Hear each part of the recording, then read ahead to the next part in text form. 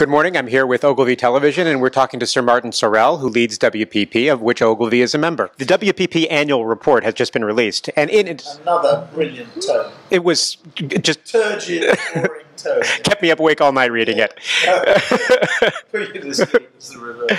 Great laxative. In it, you mentioned several grey swans that are affecting the world. I was wondering if you could identify for us which one feels the most important to an operating company like Ogilvy and Mather. Whoa. So, well, if you think about it, I mean, actually, I think the black swans are the ones we have to worry about. So the latest black swan, I guess, is Iraq. Mm-hmm. But it was, a few months ago, it was the Sino-Japanese argument over the islands. I guess Egypt, in a way. I wouldn't say Israel and Palestine is a black swan, but it's those sort of events actually that are probably the most damaging. So Iraq pushes the oil price above $110 and everybody's worried about what impact that will have on the world economy.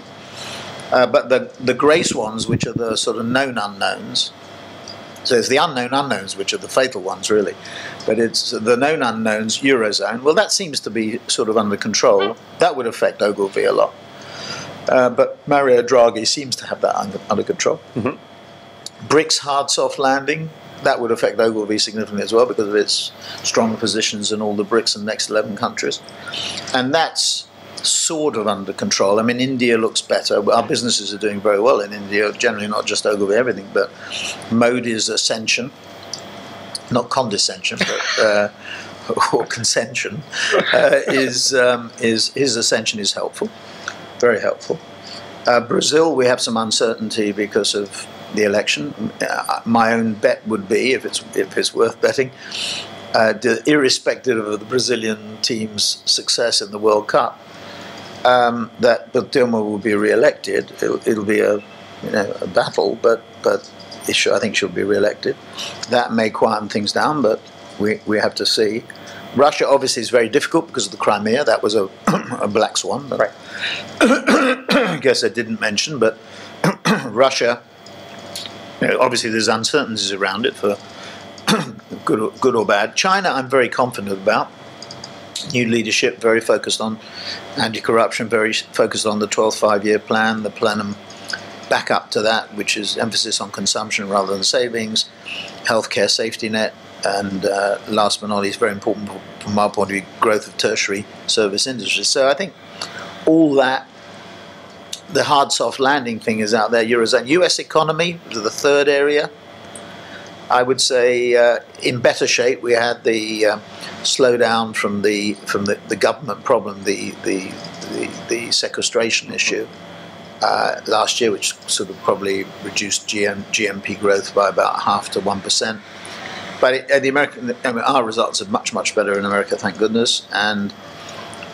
But the American economy is not firing on all cylinders, but it's certainly much better than it was, like the UK economy and like Germany. And I think where it all comes down to, you're taking all that relatively complex stuff together, is it increases the level of uncertainty because worldwide growth as a result is not as strong as we would like it to be, which means clients are very focused on cost, in my view, too focused on cost.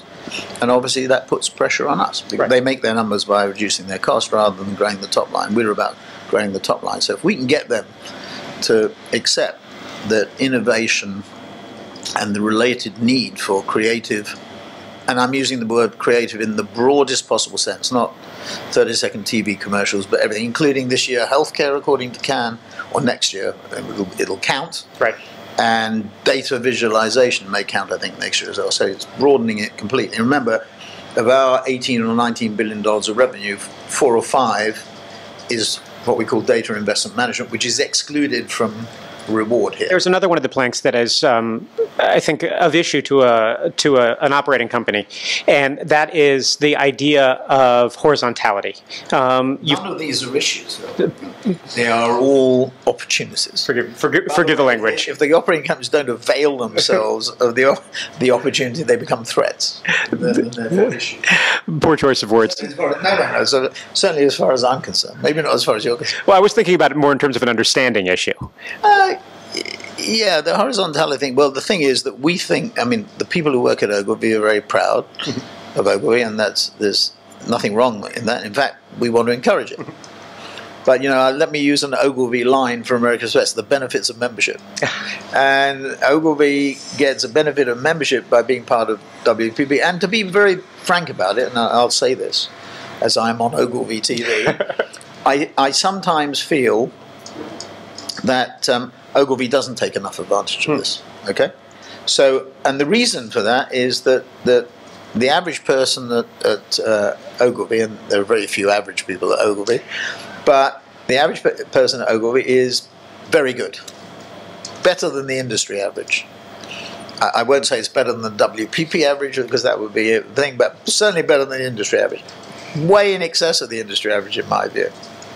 Thank you very much. Very good.